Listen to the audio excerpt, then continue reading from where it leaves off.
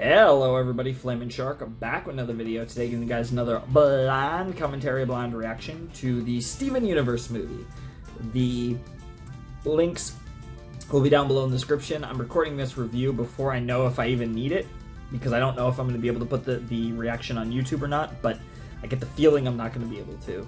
So going off that feeling, here's my reaction, or here's my review of the Steven Universe movie. Wow. Wow, that was probably my favorite, long-running storyline in Steven Universe. Now, there's individual episodes that I might enjoy more than that. You guys know there's certain episodes of this show I absolutely love. Mr. Greg is one that comes to mind, which ironically was a musical just like this film, but this was just amazing. I think from beginning to end, setting the tone with the time skip, having Steven and Connie and the rest of the characters a couple years older, really set the tone for this movie to be a little different while still having the core elements that make Steven Universe what it is. And I think that's what made this such a good movie. It was all about change, and that was a huge theme in the movie, and it goes into the climax of the film. There's this moment where, Steven still can't use his powers, and he's like, what the hell, I went through my whole shitty life, and it's like, what's missing? And he realized it's changing, it's evolving. That's the one thing that he had forgotten this whole time, and once he did that, he was able to fully unlock his powers, and it all came back together for him. And that was kind of a theme of this whole movie, was things change and life goes on and the journey never really ends. And he even has a line where he says there's no such thing as a happily ever after, but that's the point, right? Is that you just keep on going, and there's always going to be a next time, and that's was a great message. And I think it's a great way to set up, again, future seasons of the show, assuming we are getting future seasons. But I think it still works well as a series finale as well, which is something I love about this movie, is it both works as a series finale and as the new beginning of Steven Universe. You can go either way with this, and I'd be satisfied using this as a springboard for new episodes or as a final send-off to the series, which is something that I think is very impressive, that they were able to make a movie that acted as both, even though, like I said, I'm pretty sure we are going to get more Steven in the future. I would assume sometime in 2020 if I had to guess. But this was really cool, because what I loved about what they did with this movie was they used the time skip to really change the feel of this show, again, without changing the core elements of what made Steven Universe. Like the whole elements of the friendship and all that was great, and it was still the same, and I love how they did that. But what was really interesting was that despite doing all of that, they still managed to keep everything else about it Steven Universe. So it was that thing where it's like you're watching Steven Universe, but you're watching it change and evolve before your eyes while still remaining Steven Universe. And finding that balance is something that was really great. And there were a lot of symbolic moments in this movie that really kind of symbolized just how far we have come.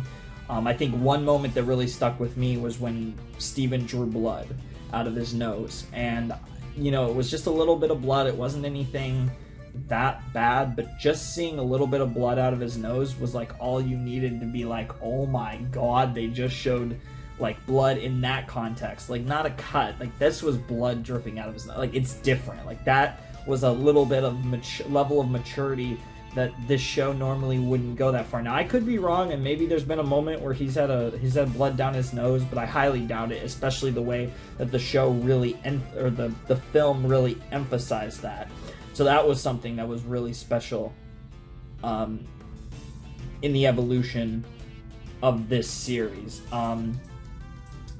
So this film was really good. Obviously, it was full of songs, and I have to say the musical numbers were on point. Now, of course, in many cases, the musical numbers are one of, if not even my favorite part of Steven Universe as a show, because we get so many awesome songs, so many memorable songs out of this series because of, the great musical numbers. I mean, Rebecca Sugar, obviously, when she worked on Adventure Time, she had a specialty for songs, and she was responsible for some of the show's great songs in the earlier seasons, and obviously she took that full force into Steven Universe, which has been very much almost a musical series.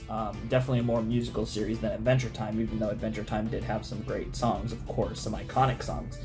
And Steven Universe has been heavily driven on that musical-based narrative, and there's been plenty of jokes even about that. So I really liked how, all the songs flowed, and there were a lot of reprises of different songs where they'd come up twice or sometimes even more than twice throughout the movie in different forms, and it really helped in a musical perspective tie the whole film together and really kind of link the beginning and the end and everything in between, where the first song you're hearing the last song you're hearing was just a variation of the first song, and so on and so forth, where it just makes everything tie perfectly together in a bow the way you'd want a movie to tie in, and maybe even episodes of a show, but I think even more so with a film like this, it all felt like one grand story that all came together beautifully. And I think I will say, I think this exceeded expectations. I expected quite a good film. I did expect a decent bit out of this, but I don't think I necessarily expected this to be as good as it was, because this was one of the best Steven Universe related things I've ever seen. And I think the big thing that stands out for me about this as it pertains to its Steven Universe greatness is the fact that it was such a coherent film. It was so solid, and there really isn't anything about it that I want to complain about, right? Steven Universe is usually a show where it's like they get some things so right, but then there's other things they don't get that right. This was a movie where it's like there were some things they nailed out of the park, and then the rest of it was just made sense and was really good, where it's like I don't feel like this movie ever had like an issue like that, where there was like, oh, there were some things that were incredible, but there's other things that they weren't so great, right? I thought they used every character really well. All the characters you really want to hear sing got a chance to sing, which of course is important given the fact that this was a musical film.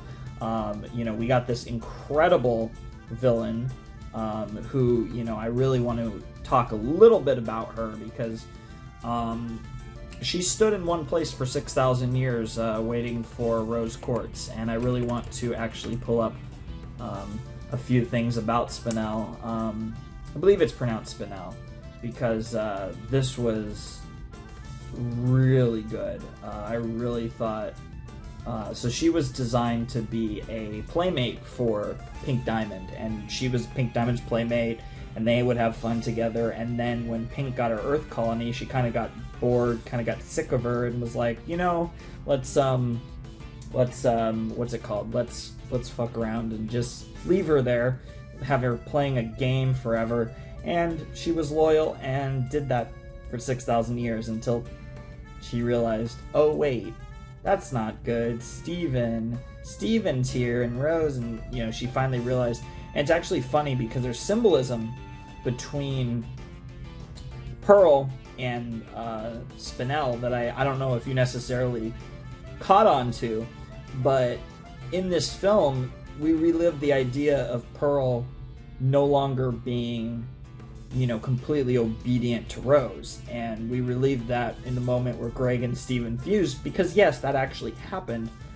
But what's really interesting about that moment that I think is worth talking about is Greg and Steven fuse, and then it's this amazing moment because not only do Greg and Steven fuse, but that's the moment where Pearl realizes that there's more to it than just being like Rose's slave. But the symbolism and the real brilliance here is the same thing happened with Spinel in this movie, where she was, for all intents and purposes, Pink Diamond's slave, and then once she realized Pink Diamond was gone, she started to kind of think in a more different manner, and that's how she evolved to become the villain of this film.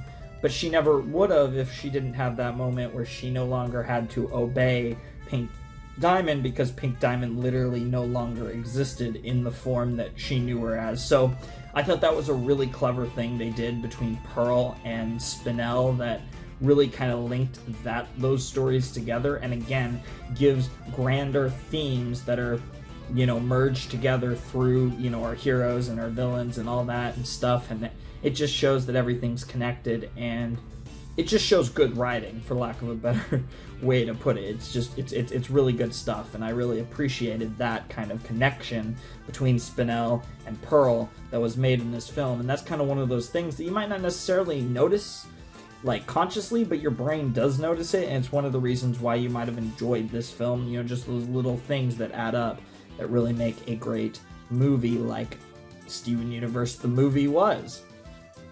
So I do hope this show comes back, because I think there's a lot of potential for older Steven and a more mature show, despite the fact that this show has plenty of maturities, to up that a bit, while still holding on to the core morals that have made Steven Universe, which is kind of based on this idea that there's no such thing as a villain, and, you know, everyone has, you know, good and bad in them, and yada yada, you get the idea. I mean, this show kind of follows that code, arguably even stronger than a show like My Little Pony Friendship is Magic does, because, you know, again, barring the final season, I guess we'll see, even in that show, you know, not everyone is redeemable, which is something that it seems like with Steven Universe, that is where they're going, since pretty much everyone has been redeemed.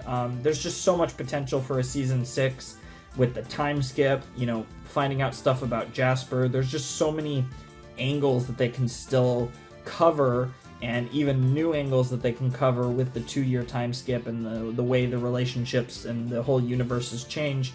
And I can't wait to see where that takes them leading into the rest of the series, assuming they do a season 6 and possibly more. So good stuff. This movie, like I said, did a great job of both setting up the future while also being a way to end the series if they so desire, so choose to do. So it really kind of is a win-win. And I thought Spinel is honestly probably one of my favorite characters in the Steven Universe now. She was fantastic. She definitely made this movie. Even though she was a little bit much in her, like, OG form, when she was just doing her troll stuff, I still think she was great. I mean, she wasn't trolling, but, you know, it kind of came off as troll stuff, but just her being her. And then later on, you know, and then her villainous persona was just fantastic, and I fucking loved it. I thought she was great. Really don't think I have a lot of other things to say. I want to keep this review a little more concise than the last two, because the first two have been in like the 25-26 minute range. So my goal is trying to keep this video under 20 minutes, and it looks like I'm going to. Part of that involves talking fast, but I thought this was a great episode, and I'm really excited to see what happens with Spinel moving forward. I think, again, assuming they do more, which, again, from my understanding, that's probably going to happen, I hope she's a recurring character. They do more stuff with her, because I think she's a very interesting character, and I think her character evolution in many ways symbolizes Steven's character evolution. Now, obviously, Steven never went fucking evil, but the general idea of Steven and Spinel are quite similar, and it's really nice to see neither of them chasing their demons, in a sense, the way that Spinel and Steven both did in this series. And like I said, it's nice to see them no longer do that. So I've never heard of a Spinel. Maybe I'm just crazy, but I've never heard of that gemstone. But I'll have to look that up afterwards while I'm listening to the 20,000 songs that were in this movie, because holy crap, the songs in this movie were amazing. Anyways, I think I've actually summed up most of the main points I wanted to talk about this movie. You know, Garnet, Amethyst, Pearl, Greg were all amazing. Greg and Steven fused, which was crazy. They made a really cool looking fusion that I really enjoyed. That had an awesome singing voice. Oh my god, that had to be a really cool singer, because that voice was amazing. and just all kinds of good stuff all around. So I really thought this was a great movie, and I am so happy with how it turned out, because this movie, I think, exceeded pretty relatively high expectations. Like, I don't want to say they were like huge expectations, but I had definitely expected this movie to be good, and it was great. So it exceeded my expectations, and it was a joy and a privilege to experience it with you guys. So anyways, I think that's all I gotta say. So I think it's time to bid you adieu. Flamin' Shark signing out. Hope you guys have a wonderful, fantastical day, and I will see you next time with another video. Thanks for watching. Peace.